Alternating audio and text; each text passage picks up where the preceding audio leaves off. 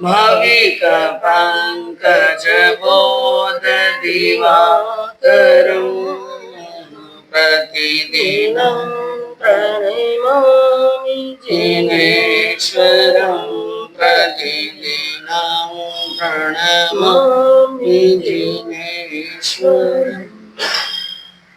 पाप कमाए फिर सुख चाहे, धर्म के पास न जाए, तुम्हें क्या हो गया है, तुम्हें क्या हो गया है।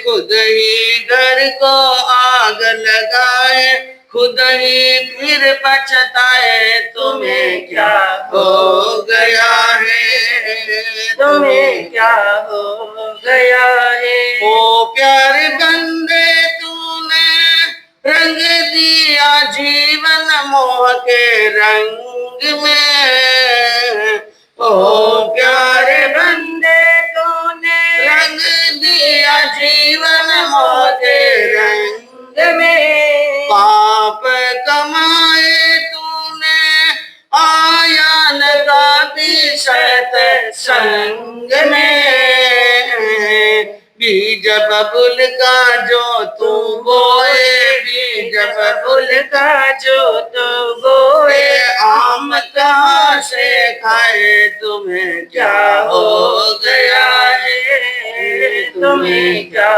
हो गया है। पाप कमाए फिर सुख चाहे, धर्म के पास न जाए, तुम्हें क्या हो गया है, तुम्हें क्या हो गया।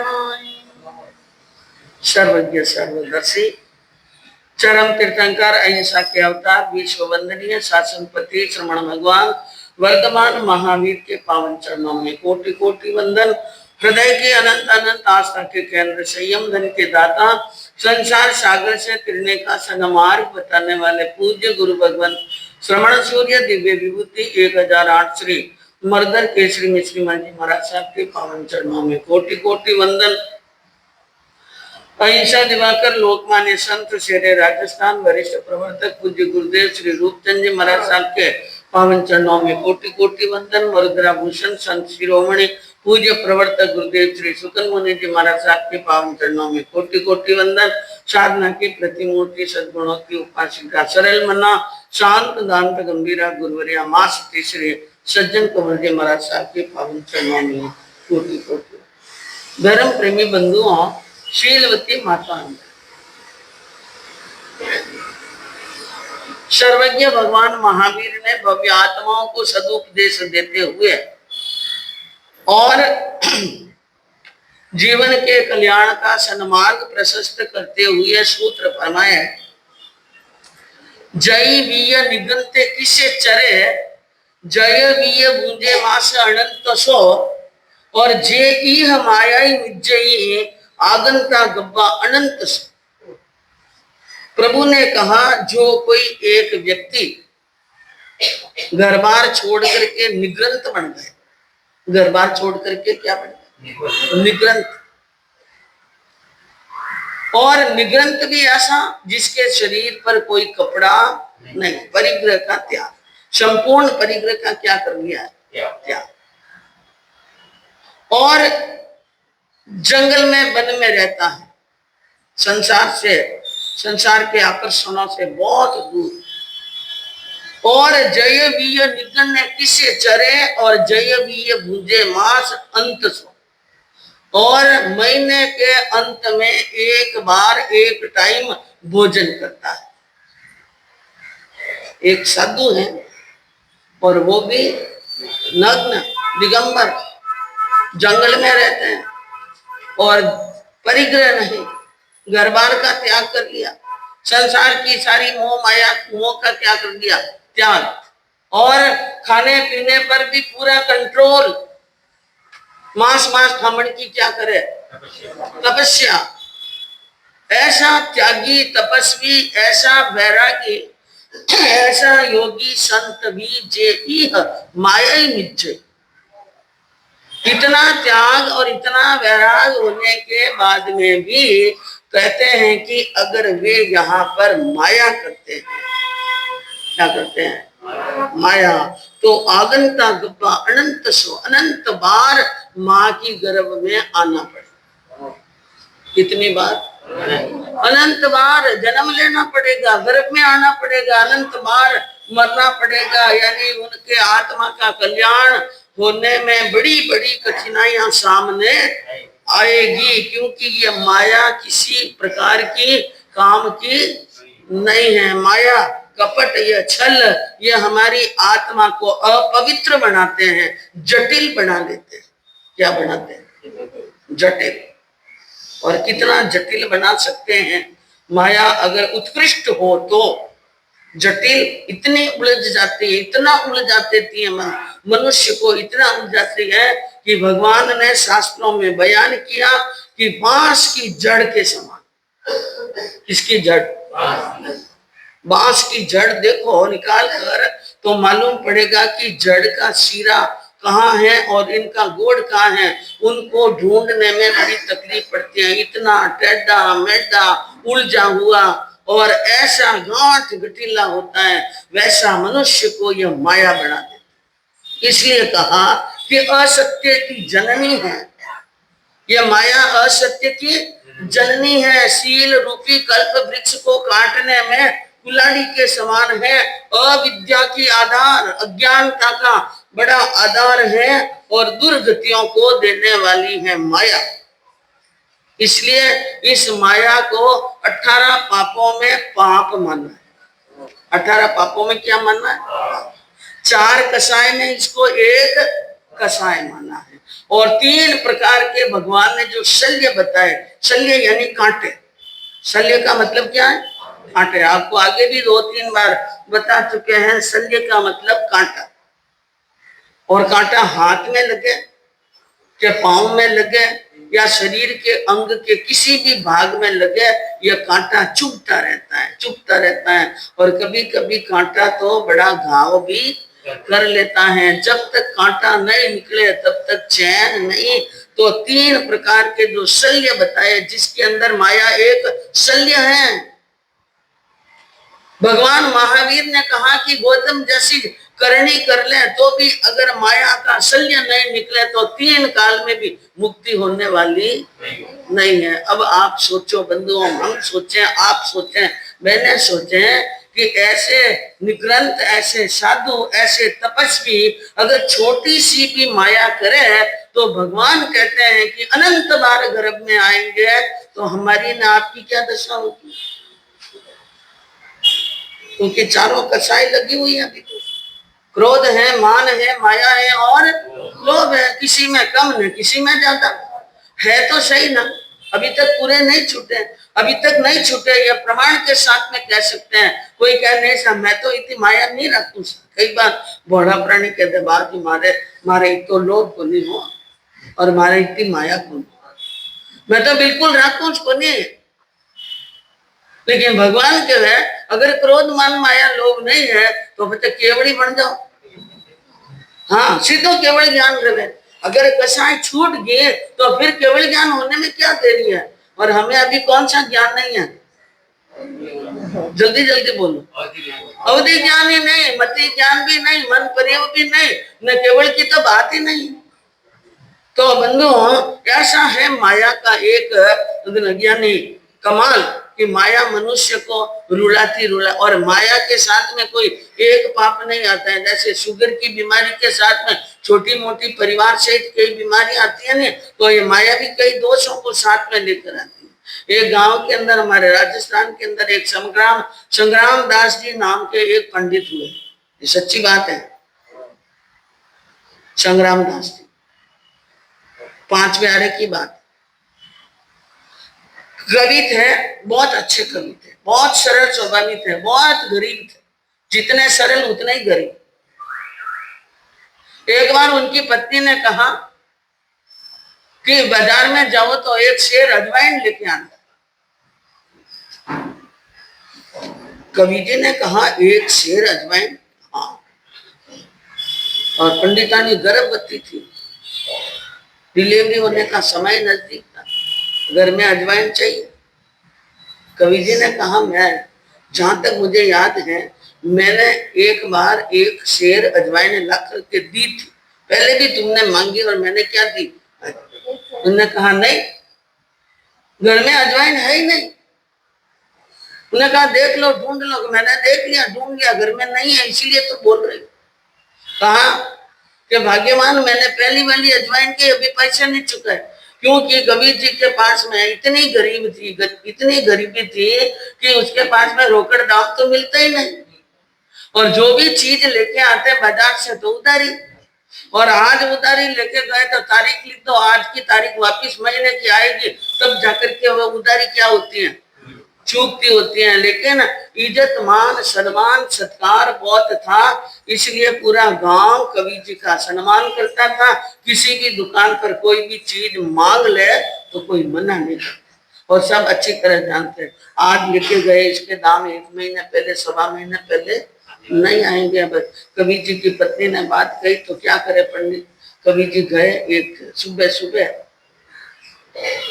किराने की दुकान, सेठ जी की दुकान थी, सेठ जी की दुकान पर सेठ जी ने अभी दुकान का दरवाजा खोला ही था तो झाड़ा फटका न कर रहे थे। क्या कर रहे थे? सामान के ऊपर झाड़ा फटका बुआरा निकाल रहे थे, पगोटे मोड़ रहे थे। उस समय पहुंच गए कवि जी, और कवि जी को देखते ही समझ गए सेठ जी, क्योंकि सेठों की बुद्धि बहुत तेज होती, महाजनी बुद्धि।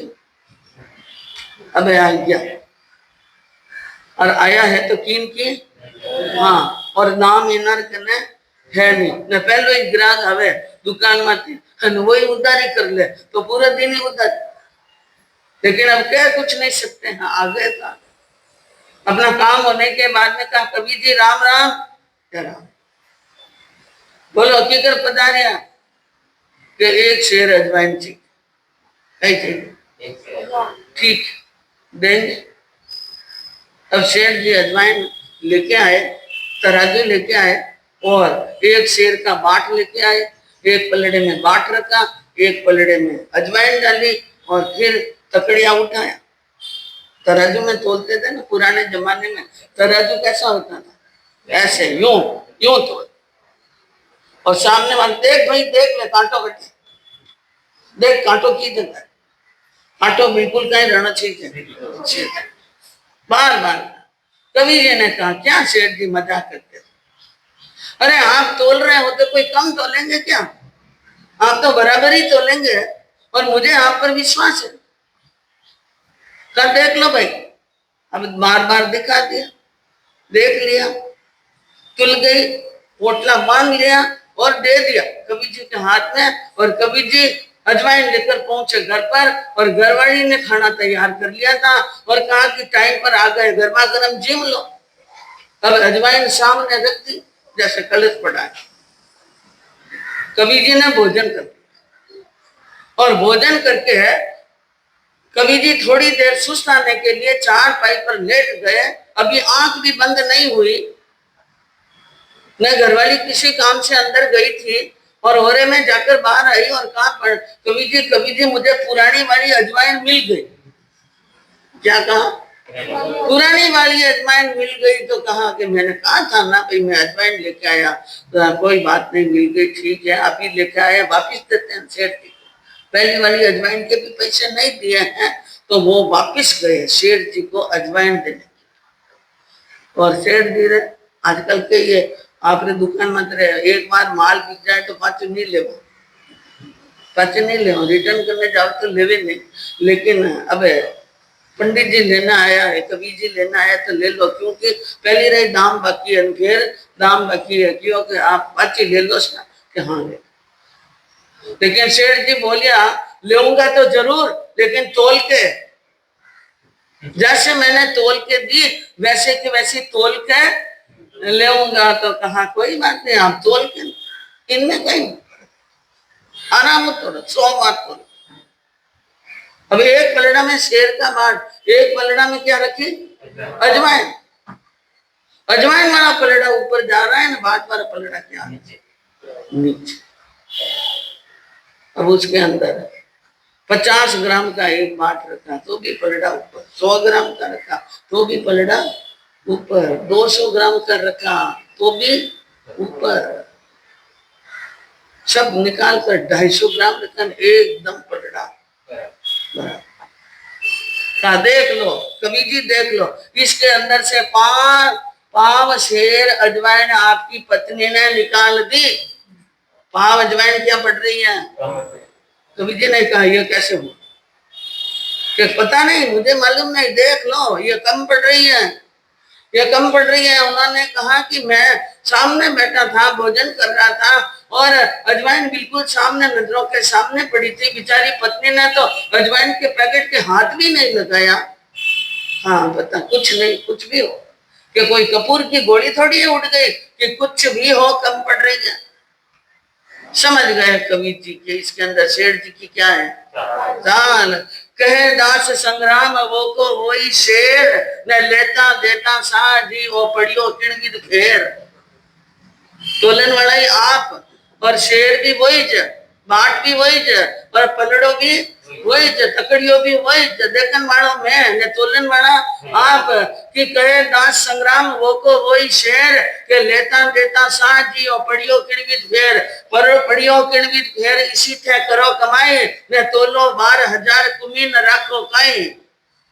पर साहिब लेखो मांगसी और देसी ऊंदो टेर न कहे दास संग्राम और वो को वही शेर जी क्या बात करते हो, क्या कर रहे हो, कैसी कमाई कर रहे हो? 100 बार बता बता करके मुझे यानी ये तोल करके दिया न लेता देता साजी ओ पड़ियो किणविद फेर। देते समय बराबर और लेते समय कम कैसे हो गया? अब आप समझ लो सेठ जी ने क्या किया। खोटा तोला ने खोटा मां भगवान किया कि वो नहीं करना, खोटा तोल खोटा माल नहीं करना और खोटा माप भी नहीं रखना। तोलो 12,000 लोगों के सामने अपनी ईमानदारी ऐसी सच्चाई बताते हैं। 1000 बार तोलो और फिर भी मैं कहीं आता भाई फिर है लेकिन साहिब लेको मांगसी। लेको कौन मांगे? पाप करो थे छाने छाने पाप करो थे छाने छाने भगवन लिख रया पाने पाने भगवन लिख रया पाने पाने। अरे वहाँ नहीं चलसी पोल होत इंसाफ है सारा रे सुनो सब सज्जन प्यारा। हाँ सुनो सब सज्जन प्यारा। कहा भाई पाप करो थे छाने छाने। मनुष्य पाप करके राजी होता है, कमाई करके राजी होता है कि मैं सामने वाला ने बेवकूफ बनाई दियो ने 40 चीज 40 में। अब बेवकूफ सामने वालों बनियो कि आपा बनिया। अपने अपने आत्मा को ठगाने का काम किया, आत्मा को गिराने का काम किया, आत्मा को काली की। वो कितना बेवकूफ है, हम कितने बेवकूफ हैं और देने वाला कितना बेवकूफ है। बंधुओं ज्ञान की दृष्टि से देखो तो मालूम पड़ता है, नहीं तो हम तो पाप करके भी क्या हो सकते हैं, राजी हो सकते हैं। लेकिन याद रखना कर्म बांध लिया तो भुगतान भी किसको करना है? हमें ही करना पड़ेगा। आपके सामने वर्णन चल रहा है अंजना सती के जीवन चारित्र का कि जिसने पहले जन्म के अंदर बांधे कर्म जिनका उदय काल चल रहा है, इसलिए वो निर्दोष होते हुए भी इस जन्म में निर्दोष होते हुए भी दुख भोग रही। क्या भोग रही है? दुख। और आपने सुना था कि महेंद्र सेन राजा ने महेंद्रपुरी से और अपने जमाई साहब के पवन जी के लिए सूखड़ी भेजी जिसके अंदर मेवा मिष्ठान वस्त्र आभूषण और हीरा पन्ना माणक मोती खूब भेजा सनम सम्मान। खूब तरह के आइटम भेजे और सती देखकर बड़ी प्रसन्न हुई। अपनी सखी से कहने लगी कि सखी जाओ पवन कुमार जी के सामने ये भेंटना रख लेना, कह देना आपके ससुराल से क्या आई है भेंट आई है।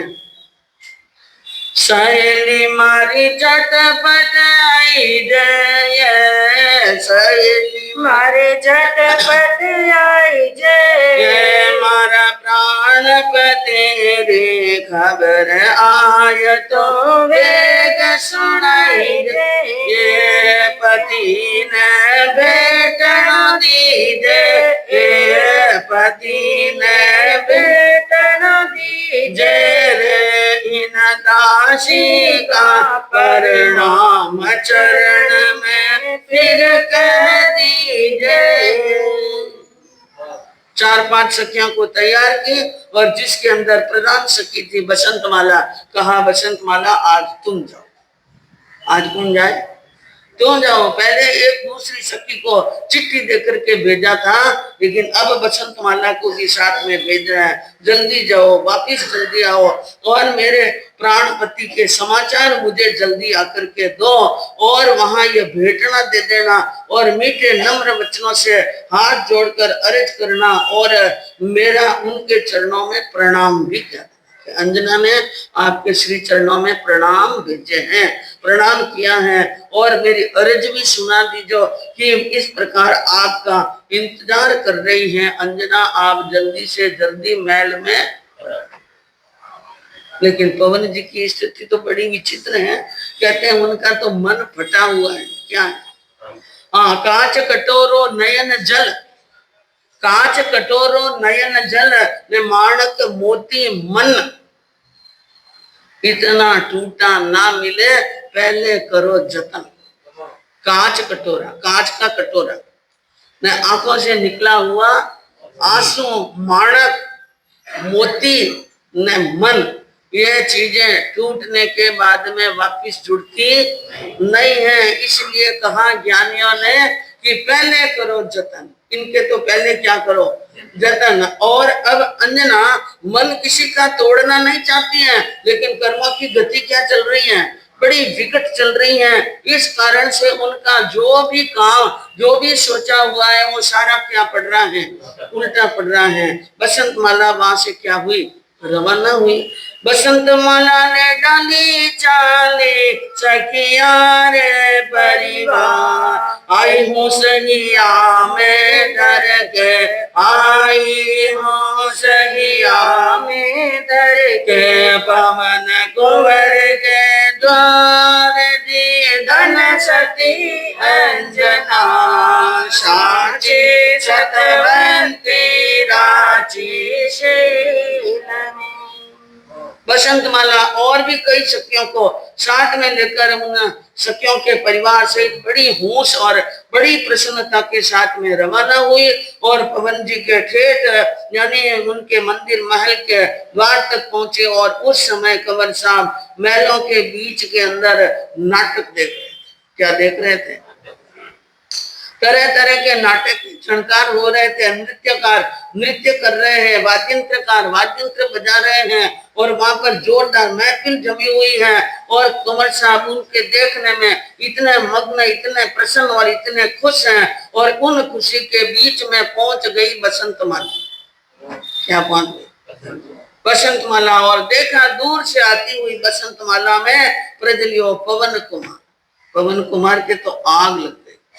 अब अंजना की सखी को देखे तो भी क्या लग जाती है? आग लग जाती है।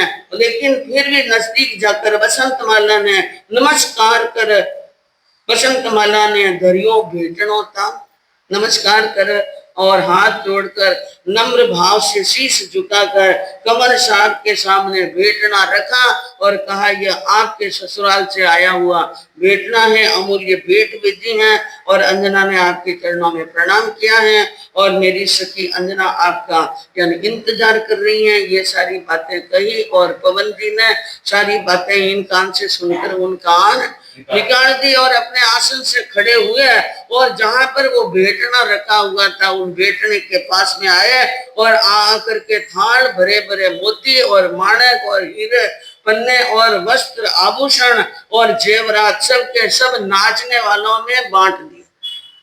किसमें बांट दिए? भेजा किसके लिए था?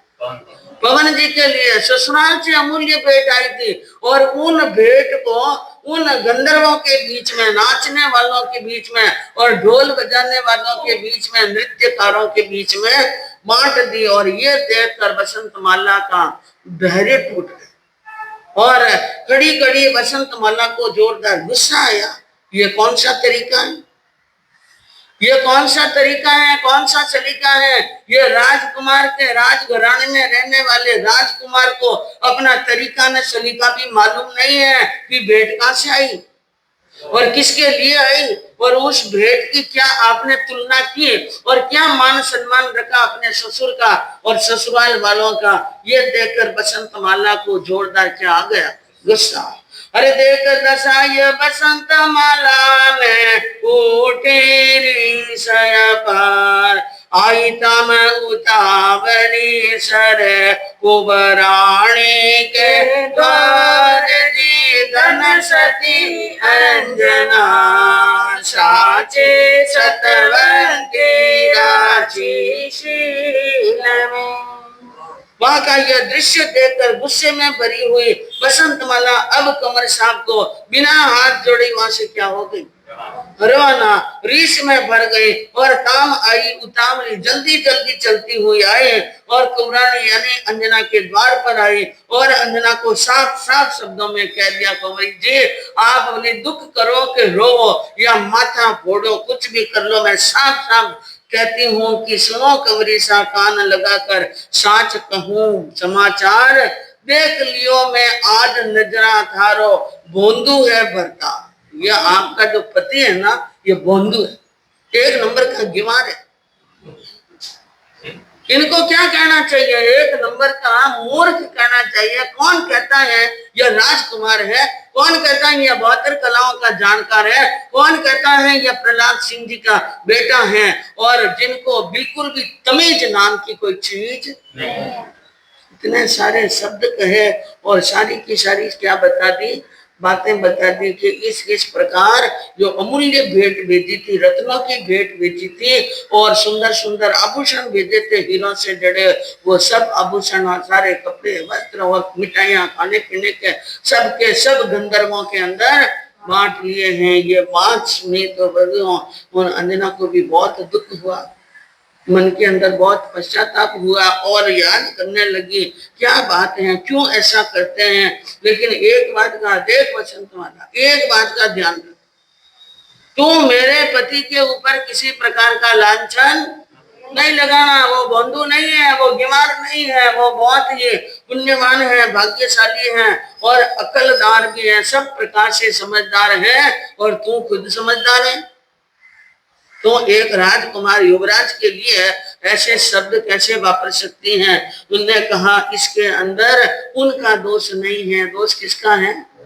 हाँ, करेगा मेरी सखी जादूगर जादू किया सुन सही अरे सुन सही अरे पति विलमाय सुन सही रे, या कोई मंत्र सुनो सुन सही रे सुन सही रे, जिन सोदया बरमाय सुन सही रे। अंजना ने कहा मुझे लगता है कि किसी का पवन जी के ऊपर जादू किया हुआ है। क्या किया है? जादू क्या है? वो अपने मन से कुछ नहीं कर रहे हैं, कोई करा रहा है उनसे, या कोई किसी ने कामन किए हैं, कोई जंत्र मंत्र किए हैं, या उनको किसी ने बिलमा दिया है और मंत्रों से मोहित कर लिया है, या उनको भ्रमित कर लिया है, उनकी खुद की बुद्धि काम नहीं कर रही है। मैं अपने मन के अंदर बहुत दुख पा रही हूँ और समझ में नहीं आ रहा है क्या हो रहा है, पर शादी करते समय मुझे ऐसा नहीं लगा था। अरे मैं नहीं जानियो ऐसो सुधी सोन सही अरे सोन सही अरे, अद बीच देसी छोड़ सुन सही अरे, और क्यों जी जाल करियो गणो सोन सही अरे सोन सही अरे, कपटी सिर मोर सुन सही अरे। अंजना ने कहा मैंने ऐसा नहीं जाना था कि मेरे साथ में ये होगा। खुशी खुशी से शादी करके आ गए, लेकिन अदबिच दीना छोड़, बीच में ही छोड़ दिया, बिना बात किए, बिना चूक निकाले, बिना गलती बताए ऐसे रूठ गए हैं। और यूं पियो जी जाल करियो गुनो, तो मेरे साथ में क्या कर दिया इन्होंने? षड्यंत्र जालसाजी की है। या पति कपटी शिरोमोड़, या ये कपटियों के भी कपटी हैं, कपटियों के भी क्या हैं? हाँ, शिरमोड़ है। इस कारण से किसी की बात इनके ध्यान में नहीं आ रही है, तरह तरह के विचार आते हैं। कपटी हैं कि षड्यंत्रकारी हैं, कि जादू कर लिया, कि मंत्र कर लिया, या किसी ने बिलमा दिया, या किसी ने भरमा दिया। अब तरह तरह की मन में सोच सोच कर क्या हो रही है, बड़ी उदास और निराश हो रही है। लेकिन अब बंधुओं कहते हैं कि ये जो कर्म है ना, ये कर्म की रेखाएं मिटाने से भी मिटने वाली, भोगवने से ही मिटती हैं। तो अब आगे वर्णन अंजना सती के जीवन चरित्र का और आगे क्या आता है और क्या क्या बातें होती है सुनने से मालूम पड़ेगा। चतारी मंगला हमारी।